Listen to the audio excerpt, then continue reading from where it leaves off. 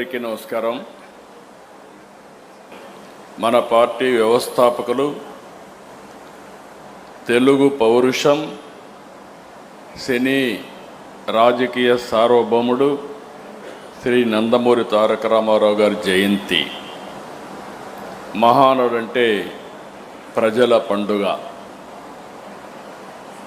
తెలుగు జాతి మొత్తం ఆరాధించే ఏకైక వ్యక్తి నందమూరి తారక రామారావు గారు. చరిత్ర ఉన్నంత వరకు తెలుగువారి గుండెల్లో శాశ్వతంగా ఉండబోయే వ్యక్తి ఎన్టీఆర్ అని మరొకసారి మీ అందరికీ విజ్ఞప్తి చేస్తున్నాను.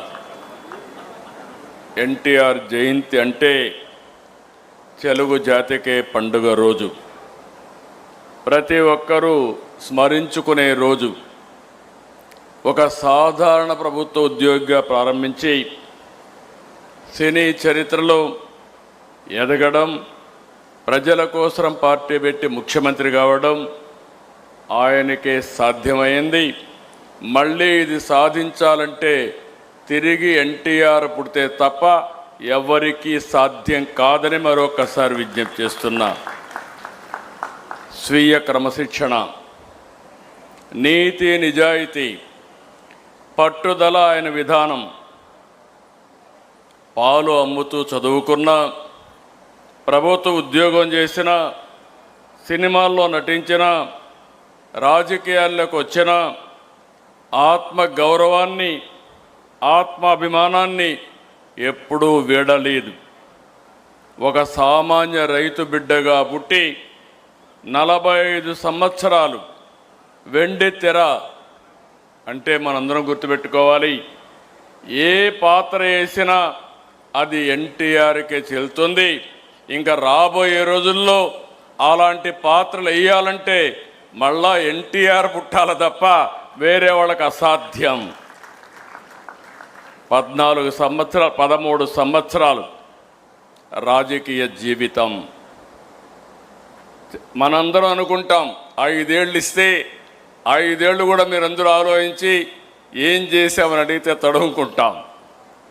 13 సంవత్సరాల రాజకీయ జీవితంలో అద్వితీయమైనటువంటి ఒక హిస్టారికల్ చరిత్ర సృష్టించిన వ్యక్తి ఎన్టీఆర్.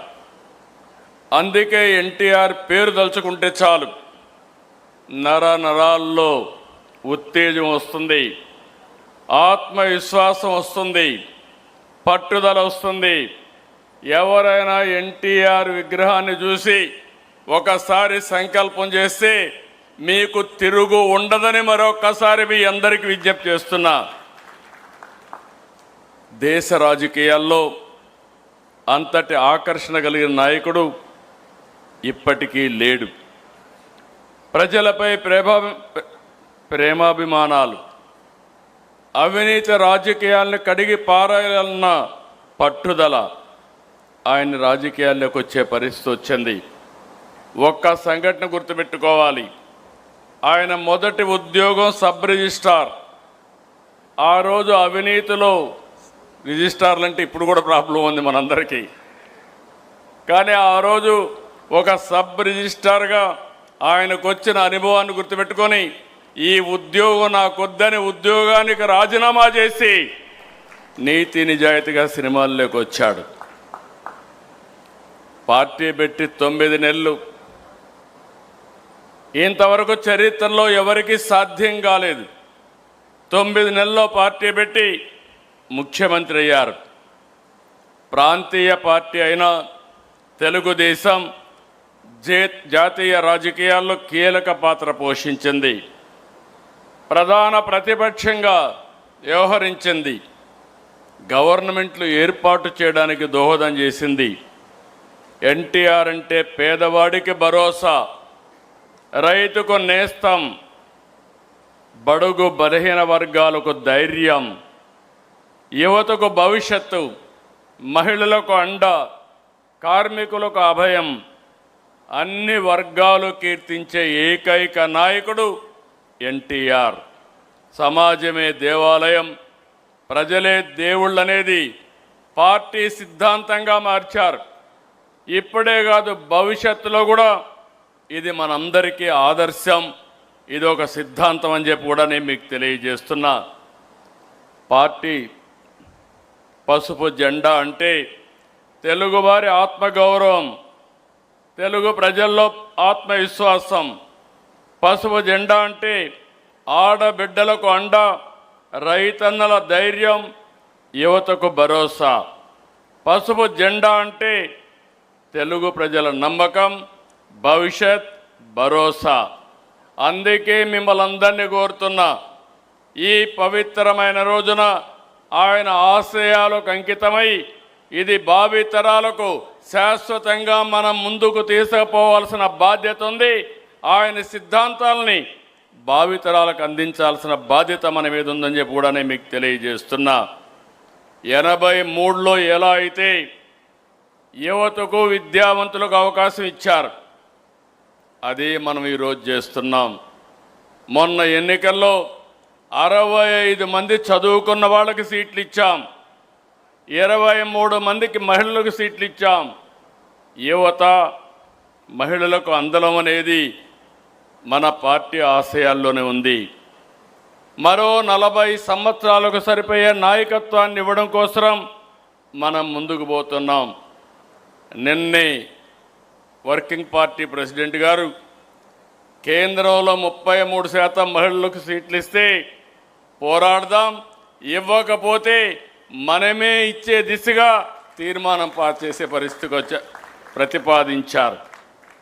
ఆ దిశగా మనం ఆలోచిస్తే ఈరోజు ఎన్టీఆర్ ఆశయ సాధనలో పనిచేసి తెలుగు జాతిని అగ్రజాతిగా తయారు చేయడం కోసం మనందరం పునరంకితం అవుదాం. ఇలాంటి శుభ సందర్భంలో మనం ఇంత మునుపు కూడా చెప్పాం, మళ్ళీ ఒకసారి కేంద్రాన్ని కోరుతున్నాం. ఈ ఎన్టీఆర్ అంటే తెలుగు జాతికి ఒక సెంటిమెంటు. తెలుగు జాతి మొత్తం ఏకపక్షంగా ఆరాధించే ఏకైక నాయకుడు నందమూరి తారక రామారావు గారు.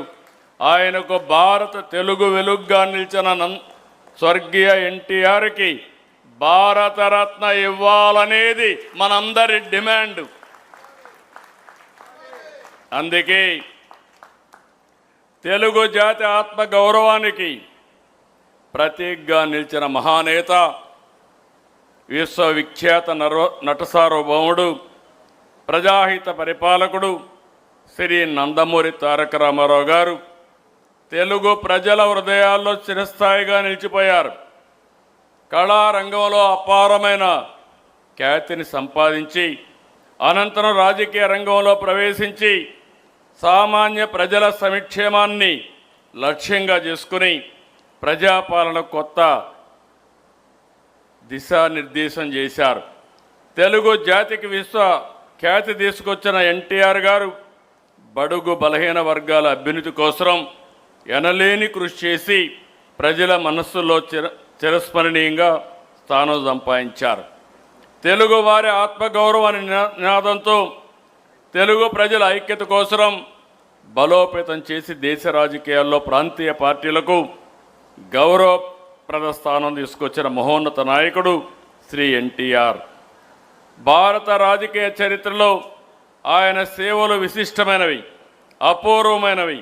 అందువల్ల తెలుగు ప్రజల మనోభావాలను గౌరవిస్తూ దేశానికి, తెలుగు జాతికి ఆయన చేసిన విశిష్ట సేవలను గుర్తించి భారత ప్రభుత్వం స్వర్గీయ నందమూరి తారక రామారావు గారికి దేశ అత్యున్నత పౌర పురస్కారం భారతరత్నను ప్రకటించాలని ఈ మహానాడు ఏకగ్రీవంగా తీర్మానిస్తుంది.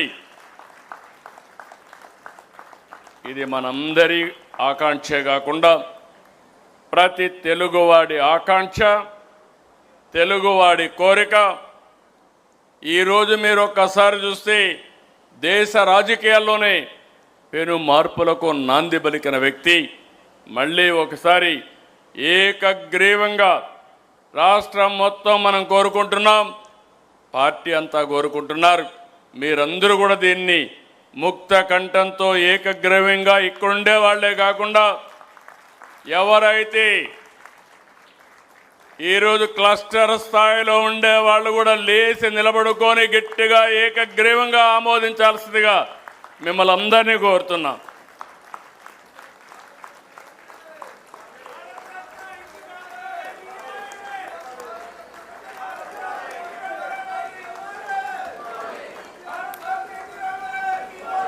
ఎన్టీఆర్ ఎన్టీఆర్ ఎన్టీఆర్.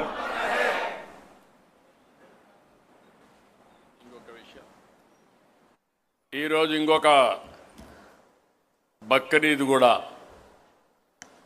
ఈరోజు ముస్లిం సోదరులందరూ కూడా బక్రీద్ని ఘనంగా చేసుకుంటారు. ఈరోజు మన మహానాడు కూడా. ఈ సందర్భంగా అందరికీ బక్రీద్ శుభాకాంక్షలు తెలియజేసుకుంటూ ఈ పండగ రోజున అందరికీ మనస్ఫూర్తిగా శుభాకాంక్షలు. అందరికి కూడా నమస్కారం.